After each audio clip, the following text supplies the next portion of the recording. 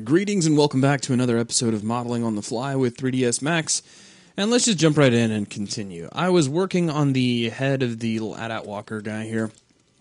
And I'm going to try to wrap up the remaining parts of the armor here, and then maybe a couple of pieces here on the front area. And then we can start working on the underside, which would be great.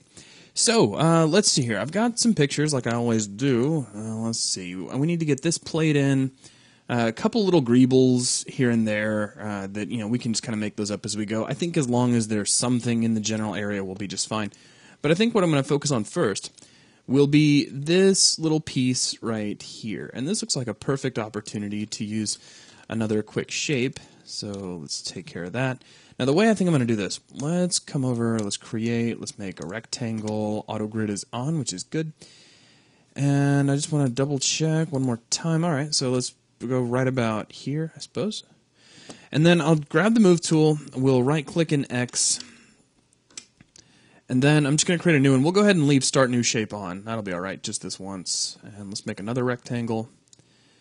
Try to center it up about like so. Right click. Now I need to make sure that that's also centered up, and just one more quick peek at the picture. Yeah, it looks about right.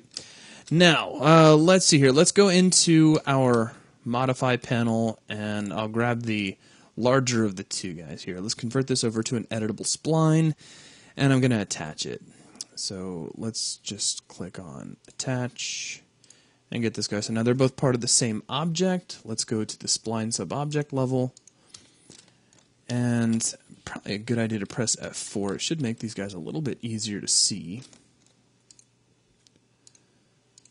So let's see here, we need, let's deselect attach, so make sure you right click at least once. Now I'm going to jump down here to Boolean operations, and I want to do a union here, so let's see, let's grab U, click Boolean, grab the other piece, and there we go. So now we have one shape out of the whole thing.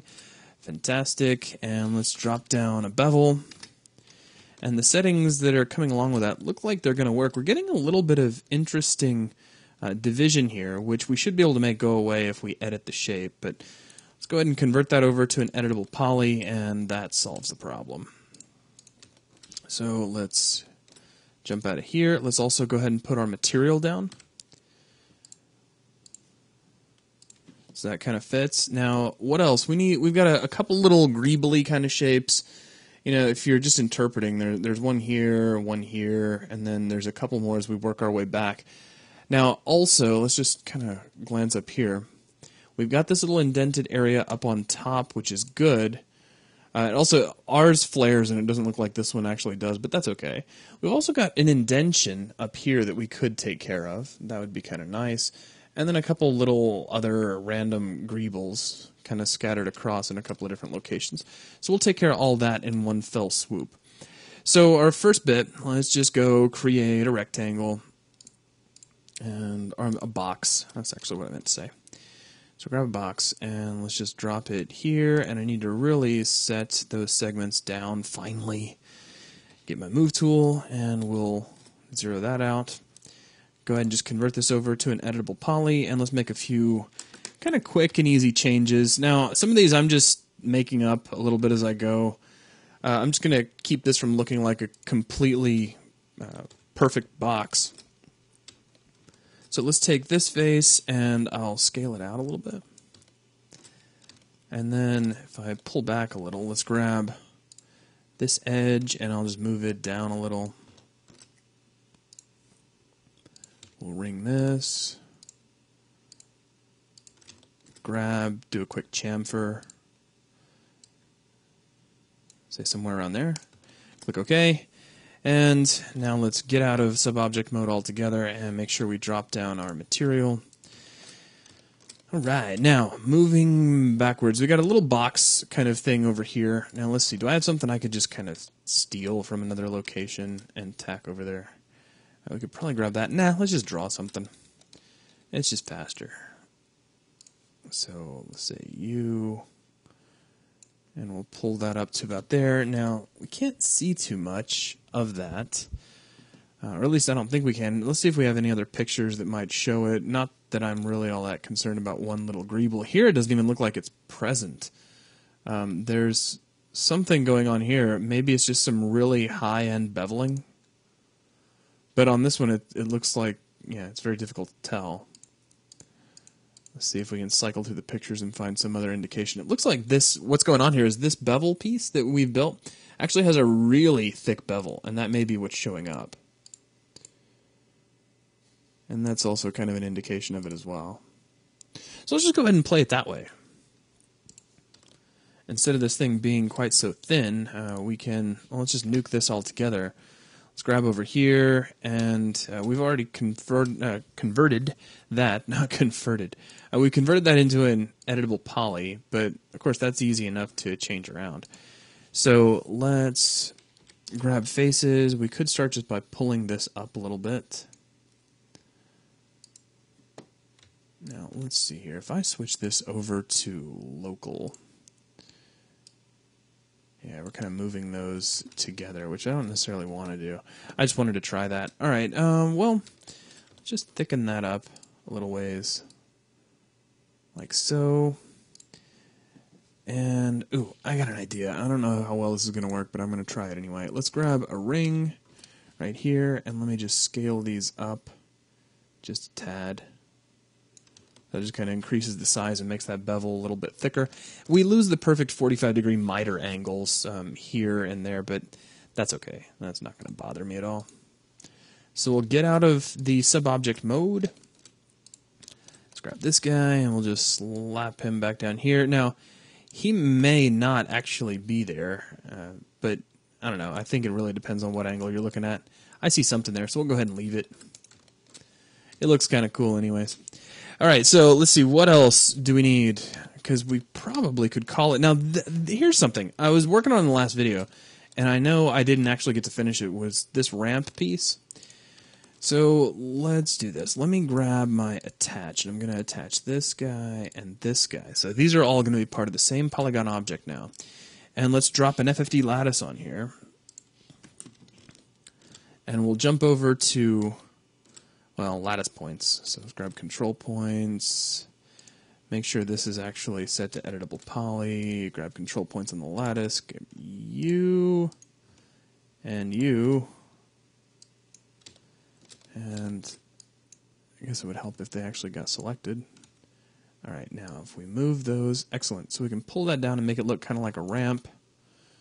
Get that sort of tilt that it seems to have. And that, of course, is very cool. Now, let's go ahead and just convert this back over to a new editable poly. Sort of empty the stack, so to speak. Now, I'm going to clean all this up. What happens if I loop that? What do we get? Ooh, nice. That's what I want to see. So we'll get you, and then loop those as well. Now let's do a quick chamfer. And that's way too much chamfer. So somewhere right about there. Click OK, pull back. And I think that'll probably do it. So let's press F4 and step back away so that we can see what this looks like without any wires in our way. Now, there's an indentation right over here that we need to take a quick look at. So let's hit F4 again so we can see our wires once again. And the way I'm going to handle this is with this object selected, let's go down and grab our slice plane. So let's go down to the element sub-object mode. I'll press F2 so that that's not quite so obnoxiously lit. And let's go down and grab the slice plane. Now this really needs to be rotated. So let's grab rotate. And we're already rotate snapping, so we'll pull that up 90 degrees. Like so. Take a quick glance at a picture or two. Now it's off to the one side. Get kind of a general idea of where. That's a pretty good shot to help us out. So we'll pull this over to about there. And slice. And then about here. And slice again. Go ahead and turn off the slice plane. Let's hit 4. Let's grab this face by itself. I'll go ahead and hit F2 to turn on full face highlighting. And let's do an inset.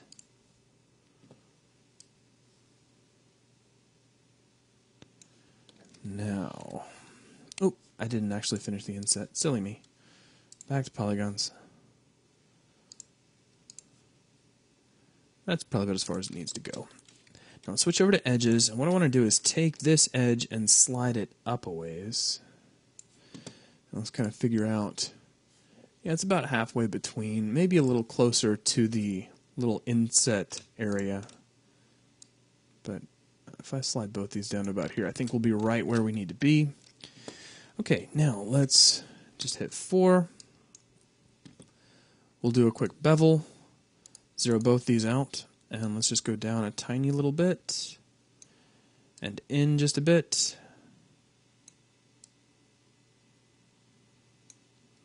And let's just click apply there. Now we'll take the outline amount, pull it down, and then we'll just make our indentation like so.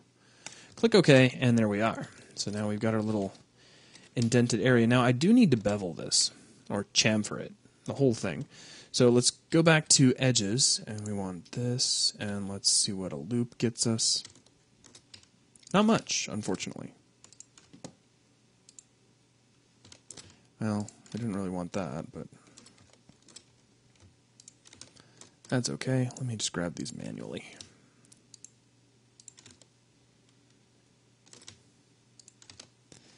Alright, I think that'll work. So now let's do this again. So we're just going to come in, chamfer, pull that down to somewhere in there. Click OK. Get out of subobject mode. Get out of the editable poly, and that's looking pretty good. The only thing I see that is kind of apparent to me on the model is a little bit of a funny, greebly sort of shape up here. And we probably have something that we could reuse to make that happen. So let's see, if I poke around a little bit, and we could also just draw something, you know? I don't know what it is. I don't feel like copying stuff, and we can just make it up anyway. So we got some funny stacky shapes, and then 2 little, I don't know, spheres or something on top, and then just a little block area. So let's grab a box. Auto grid is on, so there's our little blocky area, and that was easy. This guy, we're going to draw something like this up a little bit, and then we'll draw a little elevated area on top of that. We will make a clone of the elevated area, like so. And then, let's see here, we could do a sphere. And the segments is turned way down, and it's got a hemisphere. Let's set that to 0.5.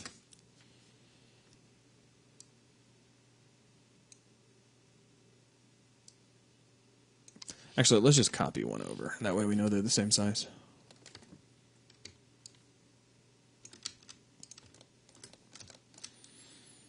Absolutely wonderfully pointless detail. Okay, so now let's jump over to the modifier panel, and that's still a sphere, so that's not going to help us much, but I don't think we need to make any changes to that, so let's just leave it as a sphere. Let's grab all this stuff, though, and these can all become editable polys, and at this point, you probably know the drill,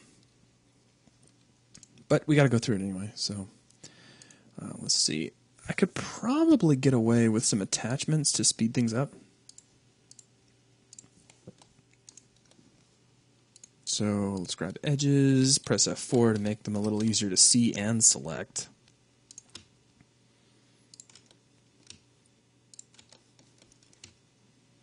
Okay, and then we'll ring all of those.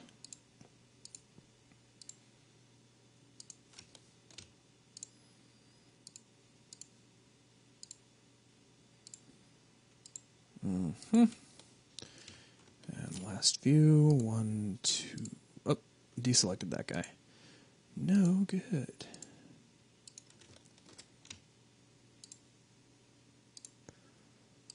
Bam, awesome. All right, now we need to get these chamfered. Give it just a little bit of detail there. And click OK. Now, let's see here. Just because I feel like it, let's take... Now let's just make something real quick. Yeah, let's just make something. We'll go right here, pull up a little bit, and convert. Let's grab... Oh, we could just grab everything, but I don't really want to do that. So let's switch over to edges. Give me a ring there. There we are. Now we need this and this one little guy up here up top. I'm going to chamfer all these. Just a tiny little bit, like so. So it looks pretty rounded, right? Let's grab the whole thing. We'll sink it down into the shape just a little bit. And then I'm going to position my camera just so, and then just because I feel like it, I'm going to drop on the good old array system. And let's see, we shouldn't need any Z change. Y we don't need either. We need X, and we need to preview this.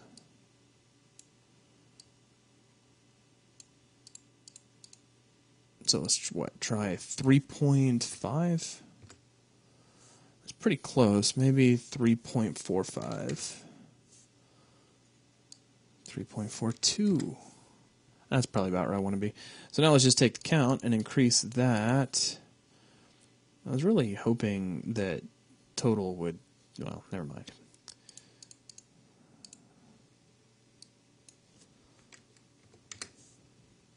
That's pretty close. And a whole lot of little copies of that guy.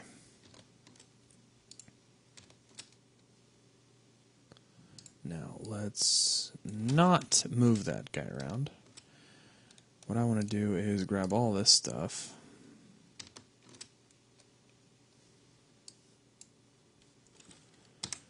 And drop on our material.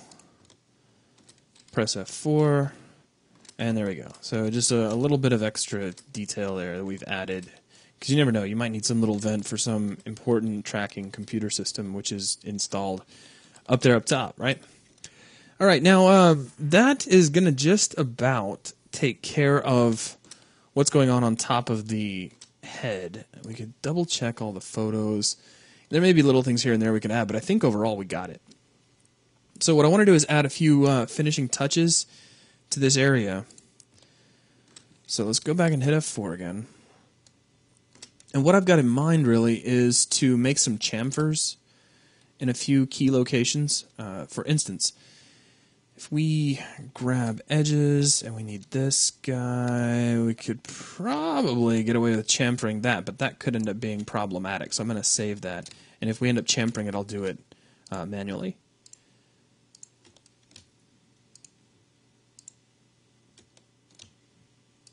Now, how bad does this get if I loop it because I'm feeling lazy? Well, it's going to do little corners and stuff everywhere, so let's not do that. Let's just go ahead and be steady and thorough, and we'll just grab all of the edges that we know we need.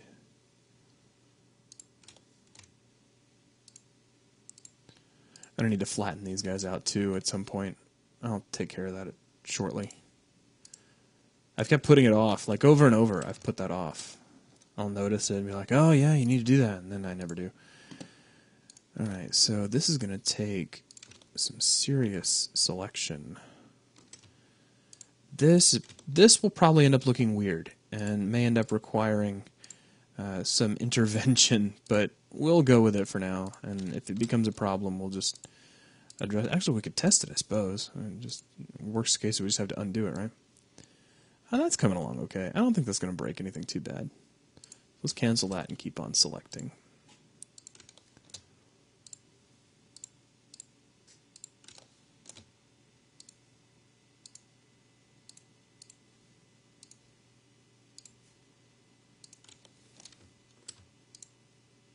I do have a lot of admiration for the chamfer algorithm over Maya's bevel system. It just seems so much cleaner, because I've used both a lot. And I really prefer chamfer over Maya's bevel. And honestly, it's not often I get to say that, but Max's poly tools are just, they're really second to none. They make a lot of the polygon modeling process very, very easy.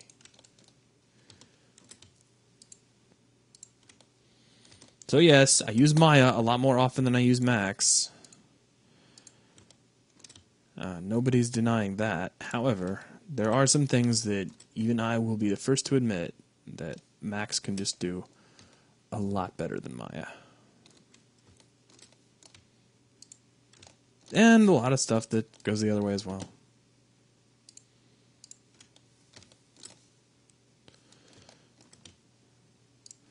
click so many edges, this starts to look like something out of Tron. Now, how cool would that look, really? To take an AT-AT walker and then doll it up with the highlights so it looks like it belongs on the set of Tron? And that just sounds like a geek's, like, well, nasty dream come true. Sorry, I crack myself up sometimes. And in case you're wondering, yes, I know that I'm not funny. So let's see. I need this, and then this, and all this. And we need this guy over here.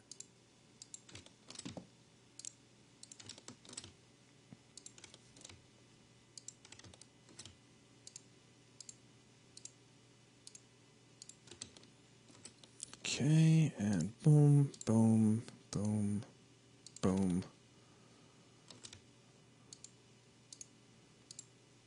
So many edges. And you know what's going to happen? Inevitably, invariably, I will miss some critical edge that I know I was supposed to get. As a matter of fact, I've just kind of suddenly decided that I want to get... did I select somebody up here up front that I didn't need to get? It looks like I did. Let's turn on ignore backfacing. We'll get to all that. Okay, I want these guys. And we'll hit Q so we don't accidentally nudge something, because that would get ugly at this point, yeah? And you, and you. Do.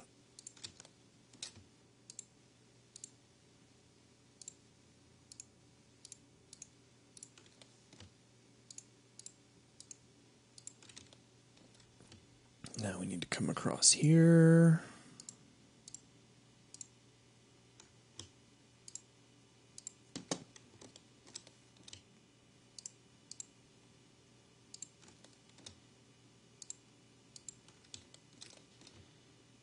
Now we got to do the other side now. And up to there. Is that everyone? I need to double check these corners over here now.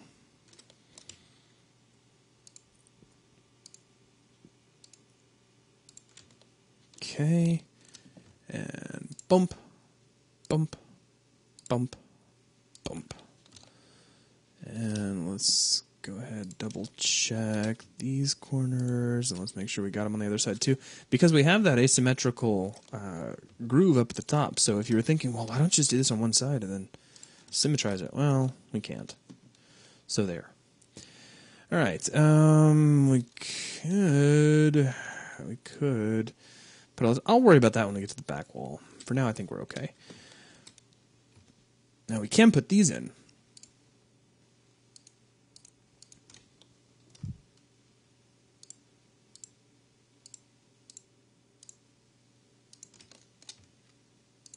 And there we go. So now let's try one great big chamfer. And need to make sure we inspect it in a lot of different places before we just kind of say go. I think that looks pretty good so far. Oh, that looked really clean. That looks really clean. Yeah, let's just go with it. Get out of sub-object mode, press F4. And now we've got just that little bit of corner highlight on all of the pieces, which makes all the difference in the world. Now, something I've been needing to fix, probably should have fixed it before the bevel, but, you know. But we did, so we fix it now. Let's get these guys, and we need to move these in view or world. And I'll press F4 so I can see my edges. And let's just slide these guys back until that looks like a pretty straight line. So somewhere right about in there. And then I think we can come in here to polygons, let's say 10%, but I don't want to select back faces if we can avoid that. So yeah, just those. And then we can, so those are within 10 degrees of each other. That's a good indication.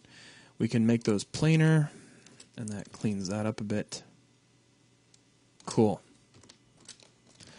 So yeah, the bulk of the head, the really visible parts of the head that you see when this thing's walking around and being menacing and stuff, are done and looking pretty nice. We still need to put the cannons on the side, of course, but those are going to be kind of like a real hardcore finalizing touch, because the cannons will be their own model, really, that we'll just tack on when we're finished. But now I want to turn my attention down here to the underside. And we have a few pictures of this. We can at least get a little bit of headway. Headway, get it? Okay, even I thought that was lame. Yeah, so let's see. We've got this funny little box thing here. And yeah, it's got a vent in the front. It looks really important, too. It looks like you absolutely have to have this piece in there. And it divides the two cannons up. Fortunately, we're lucky in that we only have to really model half of the underside here. Now, the big thing we need to remember to make this really authentic are the great big Phillips head screws that hold this thing together. If we forget those, then the whole thing might fall apart during combat, and that would just be bad. So we got to remember the great big Phillips head screws. I think I'm actually going to stick those in there just to amuse myself. Now, as I was saying earlier, we really have to put half of this detail in. The rest of it will just kind of take care of itself if we use like the symmetry modifier. I'm not going to worry about the cannons right off the bat. I think I'm just going to start off with this kind of central area. It's almost like a center console on a car, in a way. So let's see. I got a picture of this thing from the front. There you go. It's kind of getting there. So I have this kind of little drop-down area, and there's a tiny little vent up here in the front. Oh, there you go.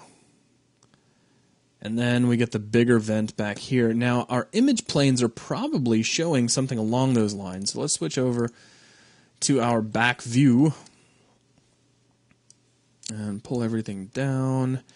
And, yeah, because I pulled all that stuff off of the Direct 3D shaders, it's not going to look all that hot. So let's see. Boom.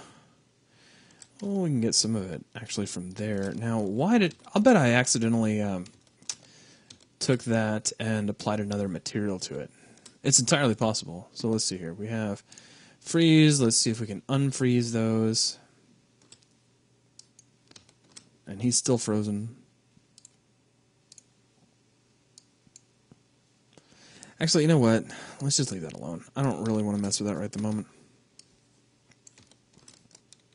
Because I can just build it and get it started, and then if we really need to change the shape with anything dramatic, then we can handle that via something like an FFD a little later.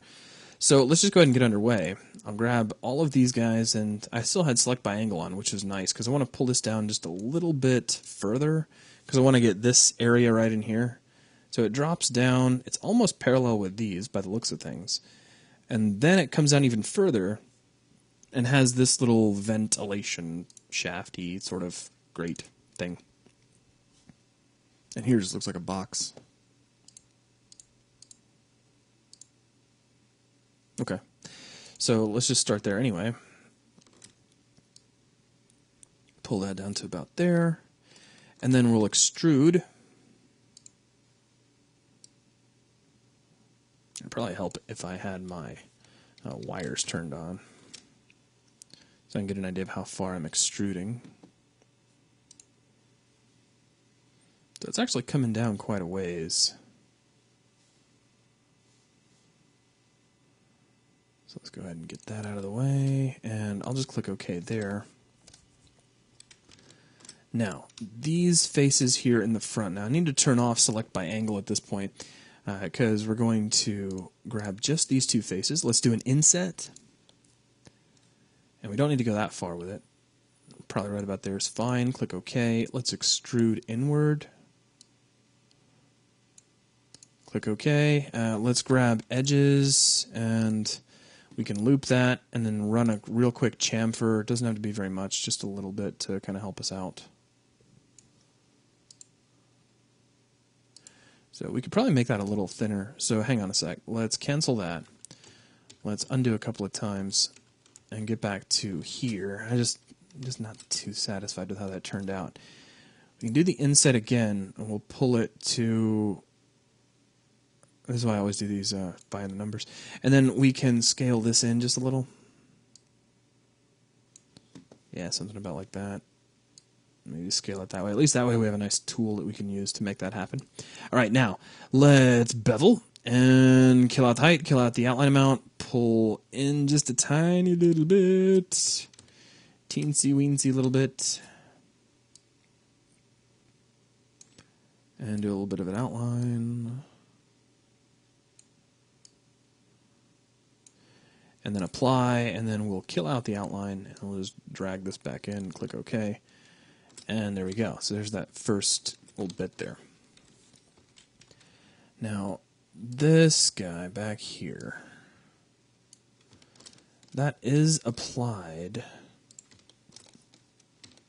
So he's got to be frozen, and we're just set to show frozen in gray at the minute, which that's just weird, because he shouldn't be frozen right now. If I take the image planes, I should be able to hide those and freeze those at will, and everybody's fine. So I'll need to figure out what's going on with that, because I haven't changed anything from one file to the next. Something's just a little bit wonky there. All right, now if we take a look at some of our other photos, this next piece that drops down actually has a little bit of a taper to it.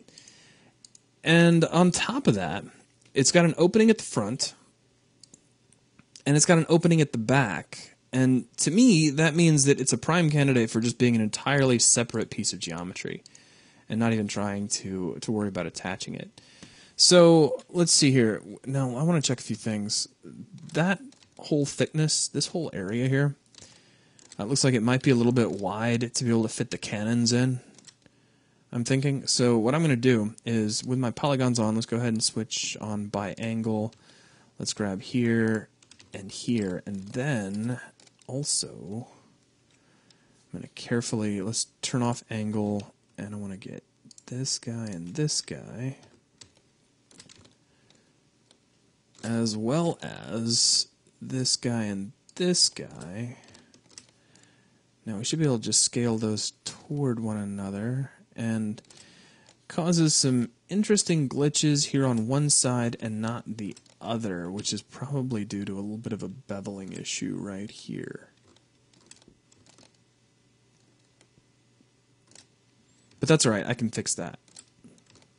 Actually, what we could probably do, if we're really gentle, we could grab this face and this face.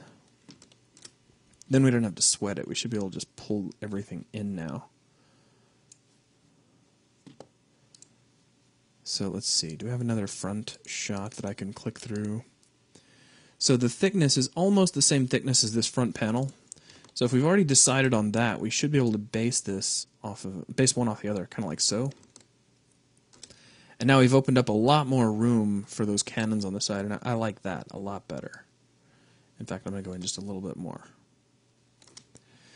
So there we go. We've got most of our head done. We're actually officially working on the underside, but our time here is pretty much up. So I'm going to go ahead and wrap up the video. I wanted to thank everybody for watching. Send out yet another huge thank you to all of our member sponsors who make these kind of videos possible. And I will catch you all on the next episode of Modeling on the Fly with 3ds Max. Take care.